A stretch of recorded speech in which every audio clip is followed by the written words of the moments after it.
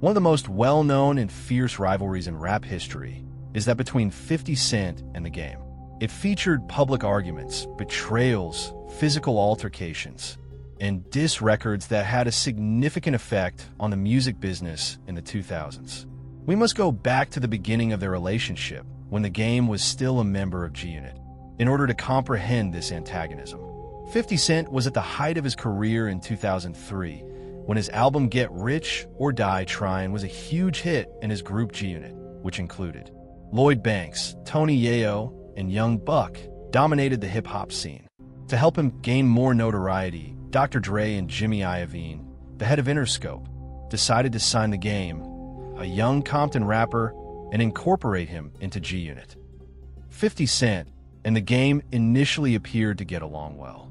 50 Cent contributed to a number of songs on the Game's 2005 debut album, the documentary, including the hits Hate It or Love It and How We Do. He also played a significant role in the album's production and writing.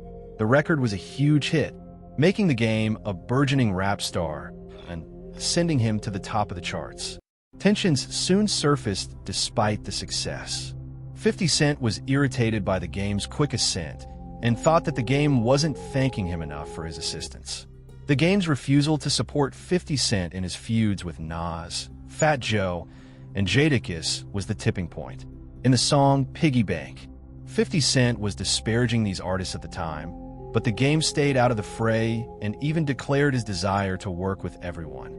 This was a betrayal to 50 Cent, because he considered devotion to GUnit to be of utmost importance.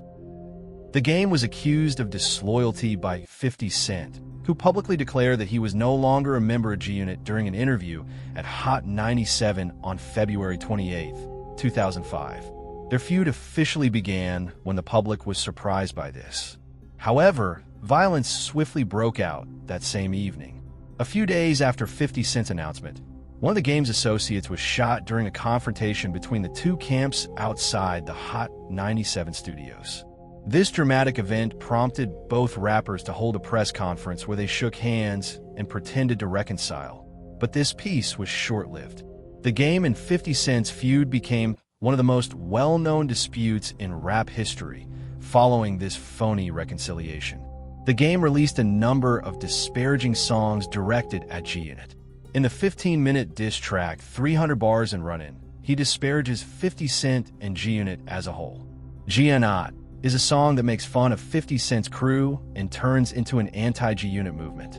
You Not Like Me and SoundScan are songs that criticize GUnit's album sales and assert that they are more well-known than 50 Cent. However, 50 Cent's response was as follows. The song Piggy Bank featured him and other rappers making fun of the Game. Tony Yayo's song, I Run New York, makes fun of the Game. Not Rich, Still Lying is a spoof of Hate It or Love It that was intended to disparage his former protege. The Game, who wore it on t-shirts and displayed it at his concerts, started the GUnit movement, an anti-GUnit campaign. In response, 50 Cent and GUnit attacked the Game's integrity, accusing him of being an opportunist and a phony gangster. Numerous altercations between their crews were reported on the streets. Despite their fierce competition, both rappers maintained their success. After leaving GUnit for good, the Game went on to put out a number of popular albums, such as Doctor's Advocate, 2006, LAX, 2008, and the Red Album, 2011. Although 50 Cent was still a significant figure in rap, GUnit's impact waned over time, particularly following the departure of Lloyd Banks and Young Buck. The beef negatively affected GUnit, which never regained its dominance from 2003 to 2005. According to several supporters, the group's disintegration was exacerbated by the Game's dismissal. Tensions between the two rappers gradually subsided. The Game publicly acknowledged 50 Cent's contributions to his career and declared in 2016 that he no longer wanted to be in a feud with him. Although they never truly reunited, they were frequently spotted together in public without animosity.